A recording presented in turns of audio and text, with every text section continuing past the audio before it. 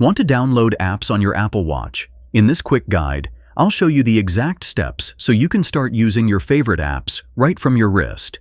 But before we start, don't forget to like this video, subscribe to the channel, and share it with your friends if it helps.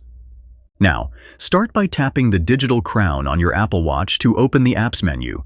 Scroll through the available apps until you find the App Store icon, then tap to open it. Once inside the App Store, tap the search icon located in the top left corner. Now use the on-screen keyboard or voice dictation to search for the app you want to download. In this example, we're searching for Flight Radar 24. Just make sure the app has a version that's compatible with Apple Watch. Once you find the right app, tap the Get button to begin downloading. You may be asked to confirm the download by double-pressing the side button.